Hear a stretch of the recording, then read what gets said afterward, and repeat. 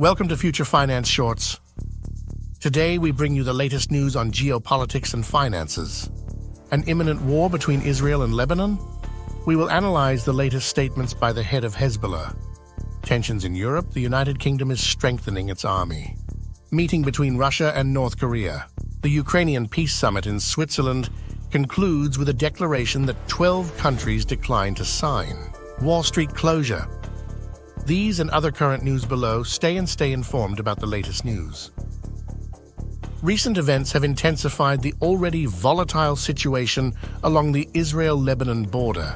Israel has ramped up its military operations in response to a series of aggressive actions by Hezbollah. Over the past few days, Hezbollah launched nearly 215 rockets into northern Israel, causing significant damage and fires. Among those killed in Israeli airstrikes was Taleb Sami Abdullah, a senior Hezbollah commander, further escalating the conflict. In Washington, efforts are underway to de-escalate the situation. U.S. officials met with Lebanese military leaders to discuss potential resolutions. Despite these diplomatic efforts, the violence continues, with both sides engaging in almost daily exchanges of fire. Israeli officials have indicated that they are prepared for all possible outcomes, emphasizing the need for increased vigilance and readiness. The situation remains tense, and the potential for further escalation is high. Meanwhile, tension continues in Europe. The UK is significantly ramping up its defense capabilities in response to the increasing global threats. Prime Minister Rishi Sunak has announced an increase in defense spending to 2.5% of GDP by the end of the decade.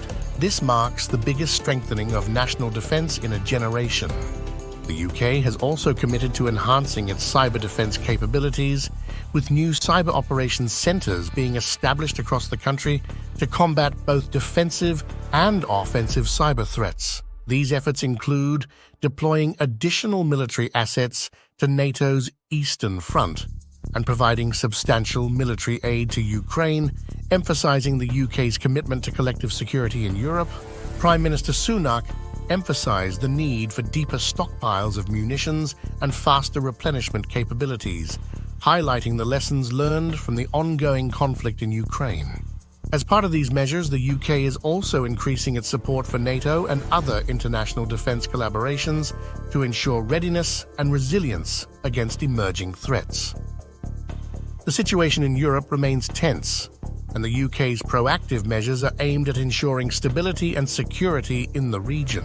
Russian President Vladimir Putin visited North Korea for the first time in 24 years, meeting with North Korean leader Kim Jong-un in Pyongyang.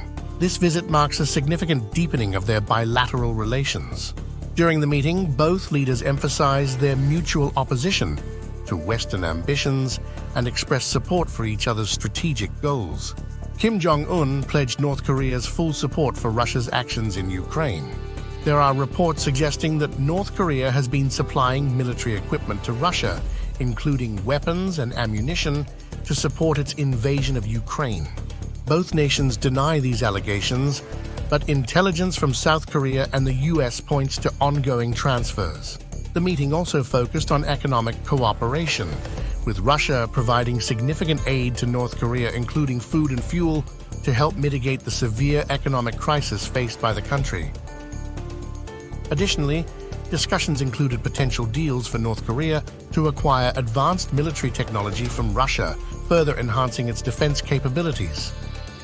This closer military and economic cooperation between Russia and North Korea is raising alarms among Western nations, fearing an escalation in military provocations and a destabilization of regional security.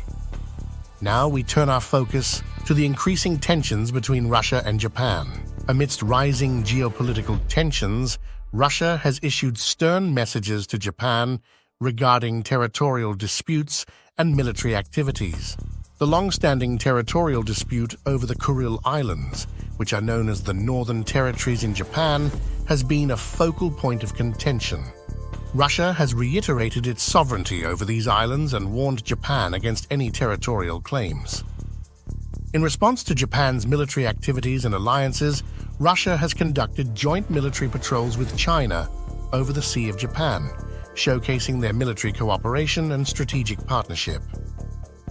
Moscow's recent statements highlight its disapproval of Japan's involvement in international sanctions against Russia and its support for Ukraine, further straining diplomatic relations. Despite these tensions, Japan continues to bolster its defense capabilities and alliances, aiming to maintain regional stability and security.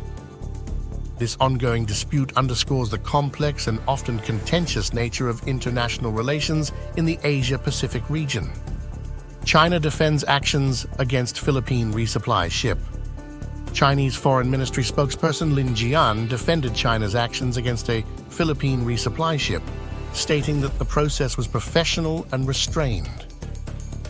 The incident involved the Chinese Coast Guard interfering with a resupply mission by the Philippines to the BRP Sierra Madre, a grounded ship in the disputed Second Thomas Shoal. According to Lin, the Philippine vessel illegally entered Chinese waters and was suspected of carrying secret supplies, including construction materials, weapons, and ammunition. Despite the Chinese Coast Guard's use of water cannons, which caused significant damage to the Philippine ship and injured several crew members, the Philippines managed to complete part of the resupply mission. This action has been widely criticized by the international community, with calls for China to respect international maritime laws and the sovereignty of other nations. The ongoing maritime disputes in the South China Sea continue to pose significant challenges to regional stability and international relations. German Economy Minister's comments on China. German Economy Minister Robert Habeck stated on Wednesday that while Berlin does not seek to sever ties with Beijing, overdependence on China is problematic. Habeck emphasized that China is an important partner in various fields, but noted that the relationship has become increasingly complex. Speaking to reporters before embarking on his tour of East Asia, which includes a visit to China later this week, Habeck highlighted the need for a balanced approach. The minister will first land in South Korea and then visit China, amidst rising tensions between the European Union and China following the bloc's decision to increase tariffs on Chinese electric vehicles. The EU's move to impose tariffs is aimed at protecting its manufacturers from what it sees as unfair subsidies provided to Chinese electric vehicle makers. Habeck's visit to Beijing comes at a critical time as Germany navigates its economic relationship with China while addressing concerns over dependency and trade fairness. Next, we look at the recent Ukrainian peace summit held in Switzerland. The summit, which took place on June 15-16, 2024, at the Bergenstock Resort, brought together representatives from over 100 countries and global institutions. Ukrainian President Volodymyr Zelensky opened the summit with a call for a just peace, emphasizing the need for serious negotiations to end the conflict in Ukraine. Swiss President Viola Amherd highlighted the summit's goal of developing a common understanding for a comprehensive peace process grounded in international law and the UN Charter. European leaders, including German Chancellor Olaf Scholz, stressed the importance of not legitimizing Russia's territorial gains and ensuring that any ceasefire includes serious peace negotiations.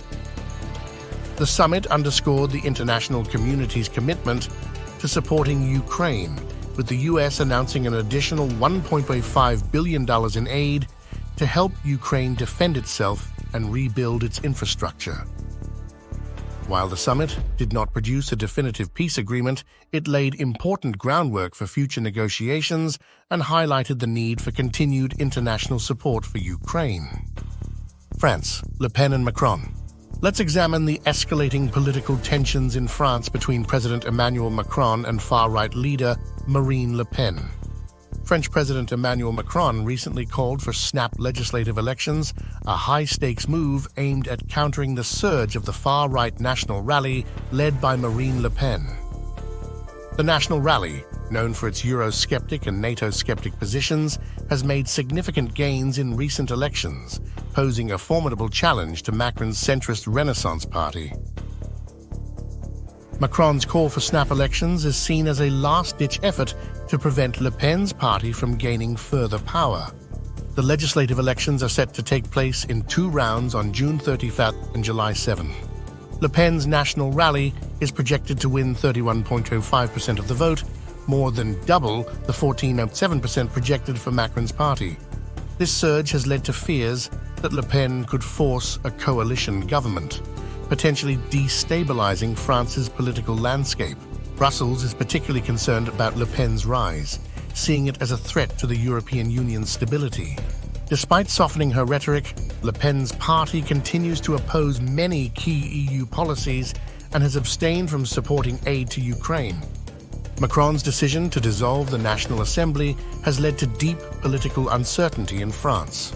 The upcoming elections will be a critical test of whether the far right can consolidate its gains and reshape French politics.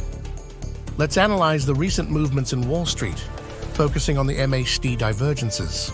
Bearish divergences have been noted in the MACD, indicating that while prices have reached new highs, the strength of the trend is weakening. This suggests a potential corrective scenario starting from Thursday, May 23rd. The MACD line is breaking downwards, and the divergence remains fully active and developing. The volume analysis shows significant bearish pressure and a potential prominent bearish impulse. Now let's take a closer look at the volume footprints over the past few days. On June 16th, the candle showed a significant negative delta of 8663.72K with a total volume of 27 nears 94M, indicating strong selling pressure. Sellers dominated the day, pushing prices downwards.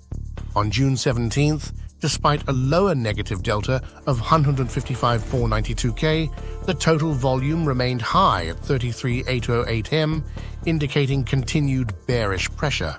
On June 18th, the negative delta was lighter at 128.9994K, with a total volume of 591. This suggests a possible exhaustion of selling pressure. Finally, on June 19th, the U.S. stock markets were closed in observance of Juneteenth, a federal holiday commemorating the end of slavery in the United States.